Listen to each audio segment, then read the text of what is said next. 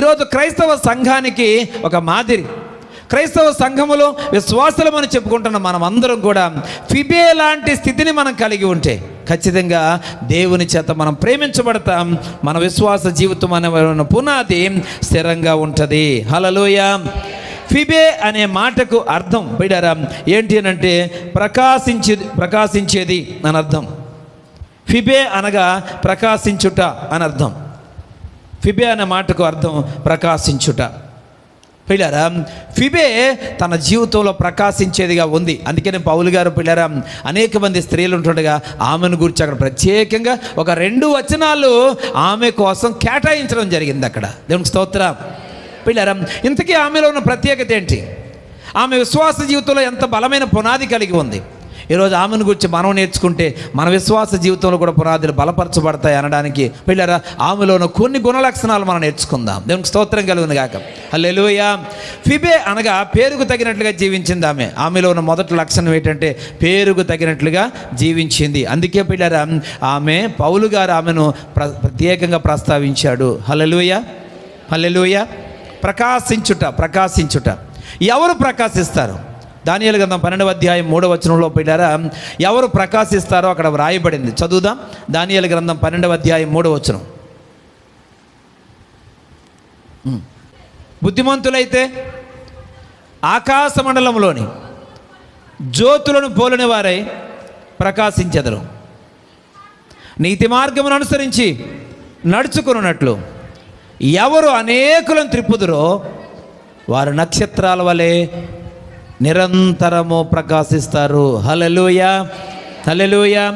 ఫిబే పిల్లరా ఇక్కడ పేరుకు తగినట్లుగా ప్రకాశించింది అంటే ఆమె ఏం చేసి ఉంది అనంటే వాక్యానుసారంగా చూస్తే పిల్లరా ఆమె బుద్ధిమంతురాలుగా ఉంది. అందుకే ఆమె పిల్లరా ఆకాశంలోని జ్యోతుల వలె ప్రకాశించే స్థితిలో ఉంది. పిల్లరా ఆమె ప్రకాశించింది అనడానికి మొదటి నిదర్శనం పౌలు గారి దృష్టిలో ఆమె పిల్లల ప్రాధాన్యతను సంపాదించుకుంది. అందుకే పరిశుద్ధ గ్రంథంలో పిల్లరా ఆమె పేరు కోసం ఆమె గురించి మాట్లాడడానికి 2 వచనాలు కేటాయించబడ్డాయి. దేవునికి స్తోత్రం. ఆమె ఏం చేసింది? తన జీవితంలో ఏ విషయంలో ప్రకాశించింది అనంటే అనేకులను నీతి మార్గాన్ని అనుసరించి నడుచున్నట్లుగా అనేకులను ఏం చేసింది? ప్రోత్సహించింది. హల్లెలూయా. అనేకులను ప్రోత్సహించింది. ఈరోజు పిల్లరా మన విశ్వాస జీవితం అనబడిన పునాది స్థిరంగా బలంగా ఉండాలి అని అంటే మొట్టమొదటిగా మనము పిల్లరా యేసు క్రీస్తు ప్రభువు గురించి మనం ఏదైతే తెలుసుకొని ఉన్నామో దానిని ఇతరులకు మనం తెలియచేసి అనేకులను క్రీస్తు దగ్గరికి నడిపించవలసిన వారమై ఉన్నాం. దేవునికి స్తోత్రం. అందుకు మనలో క్రీస్తు ప్రేమ ఉండాలి. అందుకోసం పిల్లరా మనము క్రీస్తుకి ఆ ప్రజలకు మధ్యలో మధ్యవర్తులుగా పనిచేయాల్సిన అవసరం ఉంది. దానికి కొంత సమయం కేటాయించాలి, కొంత జ్ఞానాన్ని మనం ఉపయోగించాలి, కొన్ని నిందలు మనం అనుభవించాల్సిన అవసరం ఉంది. ఒక వ్యక్తిని దేవుని సన్నిధికి నడిపించాలి అని అంటే ఈరోజు పిల్లలు ఎంత కష్టం కాకపోతే ఈరోజు నీ కుటుంబంలో కొందరు నువ్వు దేవుడి సన్నిధికి నడిపించలేకపోతున్నావు. నీ కుటుంబాల్లోను కొందరిని నువ్వు దేవుడి సన్నిధిని నడిపించడానికి శతవిధాల ప్రయత్నం చేస్తున్నావు. ఎన్నోసార్లు కన్నీళ్ళ ప్రార్థన చేస్తున్నావు, బ్రతిమలాడి చెప్తా ఉన్నావు. ఏ రకంగా చెప్పినా, కోపంగా చెప్పినా, బ్రతిమలాడి చెప్పినా వారిని దైవ సన్నిధికి నడిపించలేకపోతా ఉన్నావు. పిల్లరా కారణం ఏంటంటే అది చాలా కష్టంతో కూడుకున్న పని. ఫిబే పిల్లరా అనేక మందిని దైవ సన్నిధికి ప్రోత్సహించింది. దేవునికి స్తోత్రం.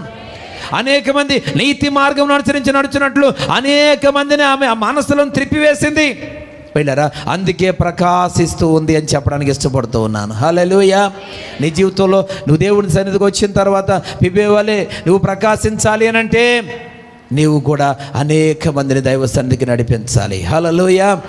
క్రీస్తు మార్గం అనుసరించి నడుచుకున్నట్లు అనేక మందిని ప్రోత్సహించాల్సినటువంటి అవసరత ఉంది. పిల్లరా ఈరోజు దేవుని వాక్యం అంటున్న సహోదరి సహోదరుడా ఎంతమందిని దైవ సన్నిధికి నడిపించగలిగాం? మనం దేవుడిని నమ్ముకున్న తర్వాత దేవుడితో నమ్మకంగా సహవాసం చేయడం ప్రారంభించి నాటి నుంచి నేటి వరకు ఎంతమందిని దైవ సన్నిధికి నడిపించగలిగాం మనం? పిల్లరా ఈరోజు మనం సమర్థులం అని చెప్పడానికి పిల్లరా ఒక బలమైన ఆధారం ఉండాలి. ఈరోజు ఒక దైవజనుడిగా నేను జ్ఞాపకం చేస్తూ ఉన్నాను. 25 సంవత్సరాల కాలంలో ఎన్నో వందల కిలోమీటర్లు నడిచి, ఎన్నో వేల కిలోమీటర్లు ప్రయాణం చేసి, ఎన్నో సంవత్సరాలుగా ఈరోజు పిల్లలు అనేక గ్రామాలలో సంచారం చేసి పిల్లరా ఈరోజు అనేక కుటుంబాలను దైవ సన్నిధికి నడిపించి ఒక్కొక్క గ్రామంలో ఒక సమూహాన్ని తయారు చేయడం పిల్లరా ఇది సామాన్యమైన పని కాదు. దేవుని కృప ద్వారా అది సాధించడం జరిగింది. దేవునికి స్తోత్రం కలుగునుగాక. హల్లెలూయా. దేవుని వాక్యం వింటున్న సహోదరి సహోదరుడా, నీ జీవితంలో నీవు ఇది చాలా కష్టంతో కూడుకున్న పని. ఆ పనిలో నీ వంతుగా పిల్లలు కొన్ని ఆత్మలను ప్రోత్సహించే వ్యక్తిగా మనం ఉండాలి. హల్లెలూయా. ఫిబే పిల్లరా తన పేరుకు తగినట్లుగా ఆమె ప్రకాశిస్తూ అనేక మందిని దైవ సన్నిధికి నడిపిస్తూ ఉంది. అనేక మంది విశ్వాసులైన వారిని ప్రోత్సహిస్తూ ఉంది. ప్రోత్సాహం ఒక రకంగా కాదు, ఎవరైనా దిగజారిపోతున్న వారు ఉంటే వారిని ముందుకు నడిపించడం, ఎవరైనా బలహీనమైన విశ్వాసం కలిగిన వారు ఉంటే వారి విశ్వాసాన్ని బలపరచడం, ఎవరైనా వ్యక్తిగత విషయాలలో పిల్లరా రకరకాల తగాదాలు పెట్టుకునే వారిగా ఉంటే వారికి అది సరికాదు అని సూచించడం, చెప్పడం. పిల్లరా ఎవరైనా బలహీనలుగా అవిశ్వాసంతో ఉండి దేవుడికి దూరంగా ఉండే పరిస్థితి ఉంటే వారికి విశ్వాస సంబంధమైన కొన్ని సాక్ష్యాలను వారికి తెలియచేసి వారిని ముందుకు నడిపించడం. పిల్లరా ఇలా అనేక కోణాలలో దేవుని దగ్గరికి అనేక మందిని నడిపించవచ్చు. కొంతమంది మానివేసిన వారు ఉంటారు, కొంతమంది నిర్లక్ష్యం చేస్తున్న వారు ఉంటారు, విశ్వాసాలుగా ఉండి కూడా కొన్ని వ్యసనాలు కలిగిన వారిగా ఉంటారు. పిల్లరా కొన్ని అలవాట్లు కలిగి అలవాట్లకు బానిసలైపోయిన వాళ్ళు ఉంటారు. ఈరోజు వారిని విడిపించి దైవ సన్నిధికి నడిపించడం కూడా ఒక రకంగా పిల్లలు క్రీస్తు కొరకు ప్రకాశించడంలో భాగమే. దేవునికి స్తోత్రం. ఎంతమంది చేస్తున్నాం, ఎంతమంది విషయంలో అలాంటి పనిని మనం చేయగలిగాం. ఫిబే పిల్లరా తన పేరుకు తగినట్లుగా ఇక్కడ జీవిస్తూ ఉంది. అందుకే ఆమె విశ్వాసపు పునాది స్థిరముగా బలముగా ఉంది. హల్లెలూయా. పిల్లరా ఎవరి పునాది బలంగా ఉందో వారే సాక్ష్యార్థంగా ఇక్కడ రాయబడతారు. పిల్లరా అస్థిరంగా ఉన్నవారి పేర్లు ఇందులో రాయబడవు, ఎందుకంటే వారు మనకు మాదిరిగా ఉండలేరు కనుక. ఫిబే పిల్లరా అక్కడ క్రైస్తవ సంఘానికి మాదిరికరంగా ఉంది.